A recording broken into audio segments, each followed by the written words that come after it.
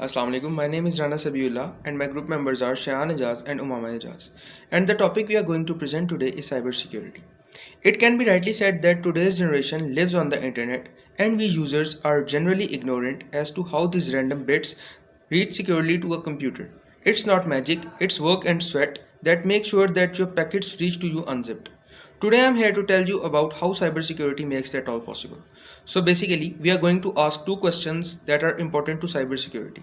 Firstly, we are going to see what is cybersecurity, why we need cybersecurity.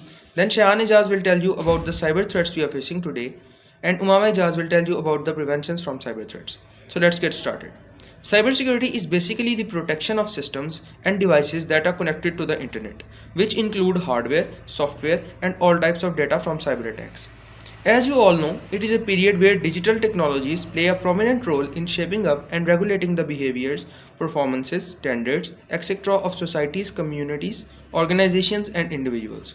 So basically, what I want to say is that we are constantly using the internet and inherently generating data. This data is stored in the cloud, which is a huge server which you can access online. Hackers or cybercriminals can easily access that data and use that data to blackmail and fulfill their demands. That is where cybersecurity comes into action. So, here are some common types of cyber threats we are facing nowadays: malware, phishing, password attacks, DDoS, man in the middle, drive-by downloads, maladvertising, rogue software. Now, Shayan Ejaz will briefly explain the types of cyber threats to you. Malware is a software intentionally designed to cause damage to the computer by stealing or infecting data and corrupting system files in a computer network.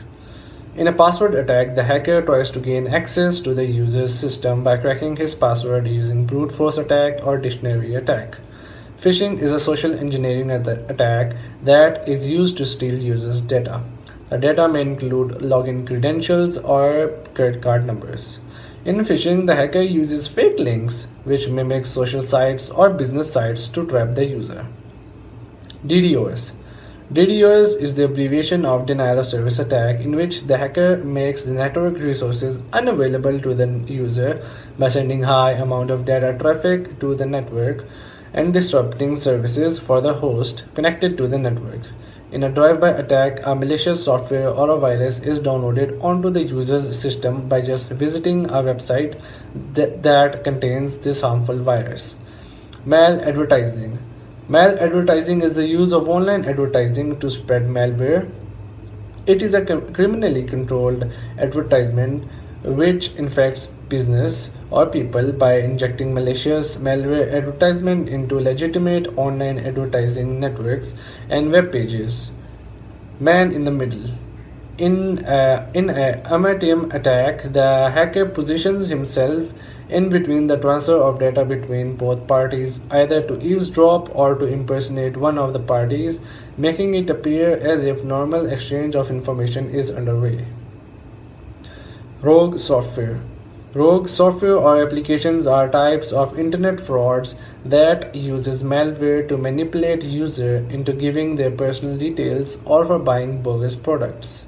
Social engineering. Social engineering is a manipulative technique used by the perpetrator to exploit human errors to access the private information of the users. It is also called human hacking. These type of scams tend to spread malware infections or getting access to private information. Cybercrime. Cybercrime is a crime that involves a computer and a network. The computer may have been used in the commission of a crime, or it may be the target. Cybercrime may threaten a person, company, or a nation's security and financial health. It includes from stealing millions of rupees from online bank to harassing and stealing cyber users. Commission of cybercrime can be the computer as a target attacking, sending viruses on different systems, the computer as a weapon to commit frauds or illegal gambling, the computer as a necessary to store illegal or stolen information. How can cybercrime be stopped? Number 1. Keep your software updated. Security software essentials include firewall and antivirus programs. Keep all programs updated and patched. Number 2. Having the latest security web browser and operating system is the best defense against viruses, malware, and to be controlled cybercrime. Number 3. Use a full service internet security suite. For instance, Norton Security provides real-time protection against existing and emerging malware including ransomware and viruses, and helps protect your private and financial information when you go online. How can we avoid internet threats? Take charge of your online reputation, like regularly review bank and credit card statements. Never make payments and send confidential data. Don't trust unsolicited emails and text messages. Defend your devices. It's a good idea to start with a strong encryption password as well as a virtual private network. A VPN will encrypt all traffic leaving your devices until it arrives at its destination. If criminals do manage to hack your communication line, they won't intercept anything but encrypted data. It's a good idea to use a VPN whether you are using public Wi-Fi network, whether it's in a library, cafe, hotel, or airport. Create strong passwords. Don't repeat your passwords on different sites. Make them complex. That means using a combination of at least numbers and symbols. Use social networks more safely. Don't ignore the accounts you don't use yet, the ones you stopped using or don't use often. Something as simple as clicking on the wrong link and downloading the wrong file could wreak havoc. Some online challenges and quizzes can also be problematic.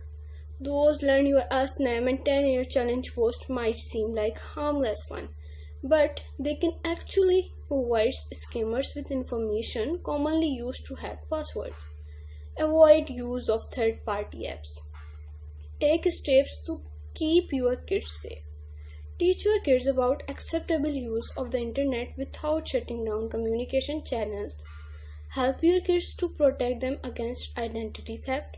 Identity thieves often target children because their social security number and credit histories frequently represent a clean state, and help guard against identity theft by being careful when sharing your children's profile information.